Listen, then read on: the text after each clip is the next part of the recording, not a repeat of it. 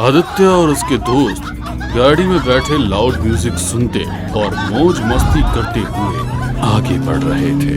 यार आदित्य, तेरा कैंपिंग का आइडिया मुझे तो बहुत मस्त लगा, लेकिन तूने इन लड़कियों से अच्छे से बात कर ली है ना? कहीं ऐसा ना हो कि ये रात में ही वहाँ से हमें भागने को कह दे। ओ हेलो, हम दोनों के बारे में कुछ कहने की जरूरत नहीं है, समझे? हम दोनों तुम तीनों से ज्यादा ब्रेव हैं। तभी अचानक से आदित्य ने ब्रेक लगा दी, जिससे सभी को झटका सा लगा। अबे क्या कर रहा है पागल? आदित्य की आंखें फटी हुई थी और सांस तेज चल रही थी। वो कुछ बोल ही नहीं रहा था, बस साइड में जंगल की तरफ घूरता जा रहा था। अरे क्या हुआ तुझे? मैंने किसी को देखा, वो आधा आदमी था और आधा भेड़िया, जैसे कोई बेयर वुल्फ हो। ये सुनकर सभी एक दूसरे का मुंह देखने लगे। सोनिया और शर्लिन के चेहरे का रंग सा उड़ गया। कुछ देर शांति बनी रही और फिर आदित्य ठहाका लगाकर हंस पड़ा। देखो इन दोनों के फेसेस, ये बोल रही थी कि हम लड़कों से ज्यादा ब्रेव हैं। इडियट, इतना भद्दा मजाक डरा दिया ना मुझे। ये सुनकर तीनों लड़के हंस पड़े।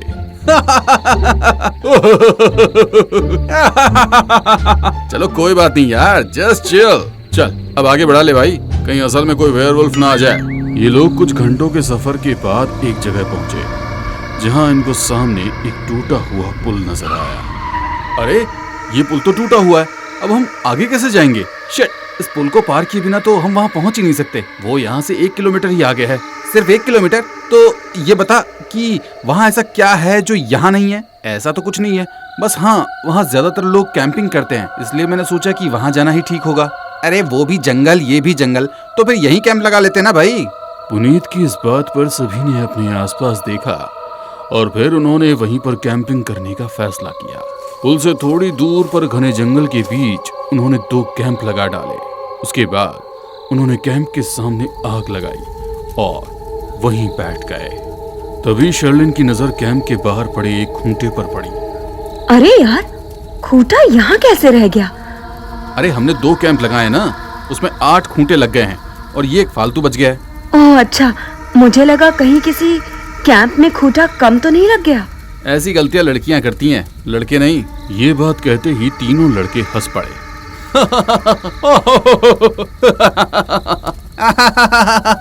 और दोनों लड़कियां मुंह बनाते हुए एक दूसरे को देखने लगी। तभी उनको झाड़ियों की तरफ से सरसराहट के साथ किसी के कदमों की आवाज सुनाई दी और ये सभी एकदम चुप हो गए। ये कौन है? कहीं कोई जानवर तो नहीं? तभी एक भयानक सांस लेने की आवाज फिजा में गूंजने लगी।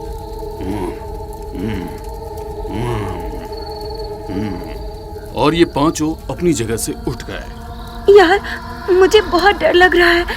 अरे डरो नहीं, जंगली जानवर आग के पास नहीं आते, यही बैठे रहो। तभी आदित्य को कुछ ही दूरी पर अंधेरे में 2 लाल चमकती हुई आंखें दिखाई। ओह वो देखो, वहां कोई है। सभी ने एक साथ उस तरफ देखा तो वो आंखें गायब हो गई। तू फिर से मजाक कर रहा है ना? देख नहीं रहा इस टाइम सभी डरे हुए हैं? अरे नहीं यार, वो मैंने। आदित्य के अल्फाज अधूरे रह गए जब उसने देखा कि अब वो आवाज भी बंद हो गई है। चलो सब कैंप पे सोने चलते हैं, सुबह उठकर मस्त पिकनिक सेलिब्रेट करेंगे तो मन लग जाएगा। अब ये तीनों लड़के कैंप में और दोनों लड़कियां दूसरे कैंप के अंदर चले गए। शर्लिन इतनी थकी हुई थी कि उसको लेटते ही नींद आ गई, लेकिन सोनिया को आंखें बंद करने के बाद भी नींद नहीं आ रही थी।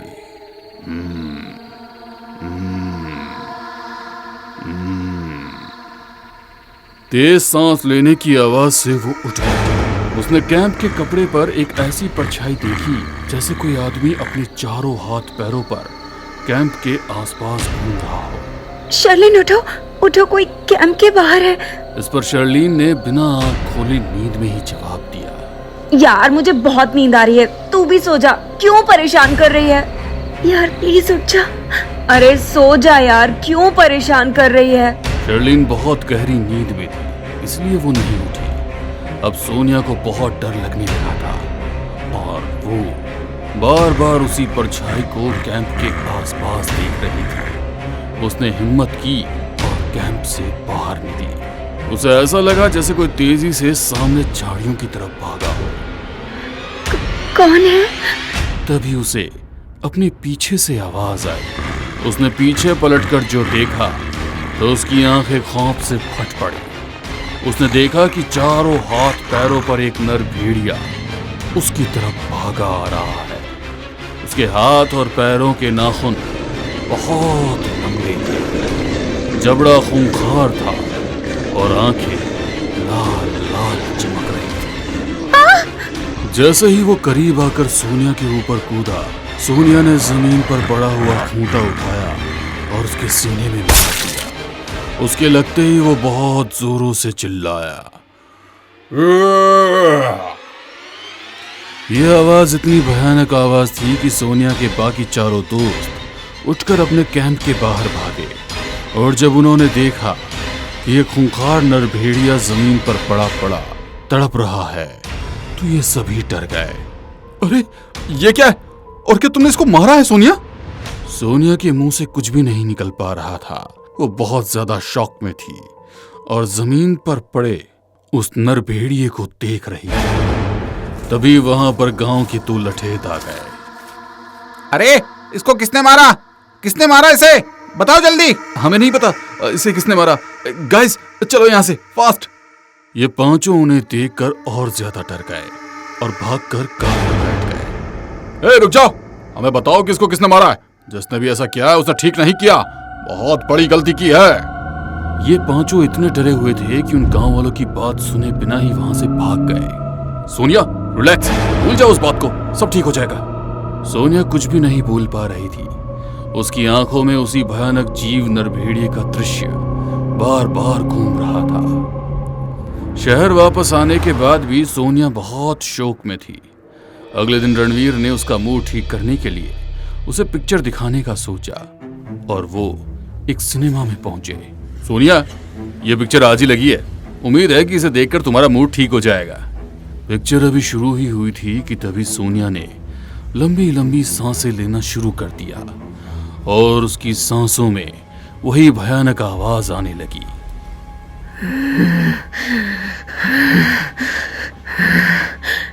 सोनिया क्या हुआ तुमको? पता नहीं क्या हो रहा है, सांस फूल रही है। मुझे बताओ क्या प्रॉब्लम है? मेरे पेट में दर्द होने लग गया है। चलो उठो, मेरे साथ चलो। रणवीर ने उसे उठाया और दोनों सिनेमा से बाहर निकले। तभी सोनिया को उल्टी जैसा महसूस होने लगा। रणवीर उसे बाथरूम में ले गया और फिर वॉश बेसिन के अंदर उसने खून की उल्टी कर दी। ओह माय गॉड, सोनिया तुम्हारी तबीयत तो बहुत खराब है, चलो किसी हॉस्पिटल में चलते हैं। रणवीर उसे कार में बिठाकर हॉस्पिटल की तरफ ले गया। हिम्मत रखो सोनिया, बस थोड़ी देर की बात है। सोनिया पिछली सीट पर बैठी थी। उसके शरीर में अकड़न पैदा हुई और वो बुरी तरह चिल्लाई। हिम्मत रखो। रणवीर ने कार की स्पीड और बढ़ा दी। तभी सोनिया की आंखें लाल लाल चमक उठी। उसके हाथों पर बाल उड़ा और जबड़ा खूंखार हो गया। सोनिया ने पीछे बैठे ही अपना मुंह रणवीर के कंधे पर मार दिया और उसको अपने जबड़ों में दबा लिया।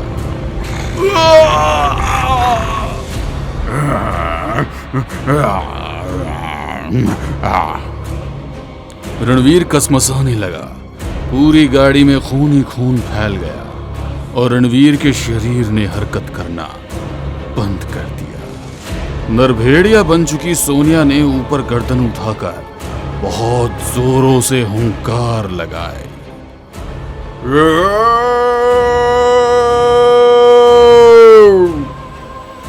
और उसकी तेज भयानक आवाज से गाड़ी के सभी शीशे चटक कर बिखर गए। फिर वो कार से निकल जंगल की तरफ भाग गई। कुछ देर बाद उसकी आंख खुली तो वो एकदम नॉर्मल थी। मुझे क्या हुआ था, कुछ याद क्यों नहीं आ रहा है। मैं यहाँ कैसे पहुंची? मैं तो रणवीर के साथ थी शायद। अब वो उठी और वहां से ऐसी भागी कि उसने पीछे मुड़कर नहीं देखा। वो अपने घर पहुंची और सीधा बेड पर जाकर आराम से लेट गई। सुबह होते ही मोबाइल की रिंग से उसकी आंख खुली। ये कॉल आदित्य का था। सोनिया तुम कहां पर हो? मैं तो घर पे ही हूँ अपने। क्या हुआ, क्या बात है? बहुत बुरी खबर है यार। वो रणवीर क्या हुआ रणवीर को? रणवीर की मौत हो गई है यार। पुलिस को उसकी लाश कार के साथ बहुत ही बुरी हालत में हाईवे पर मिली है। क्या? तुम हिम्मत रखो और यहाँ आ जाओ, हम सब यहीं पर ही हैं। ये खबर सुनकर अब सोनिया के हाथ से मोबाइल छूट गया। उसे यकीन नहीं हुआ कि उसका रणवीर मौत के घाट उतर चुका है और अब उसके दिमाग में यही सवाल घूम रहा था कि कहीं उसको मारने वाली वो ही तो नहीं है। बाकी बचे चारों दोस्तों की जिंदगी में अब क्या होगा और सोनिया आगे क्या करेगी, इन सभी सवालों के जवाब जानने के लिए इस कहानी का अगला भाग जरूर देखें।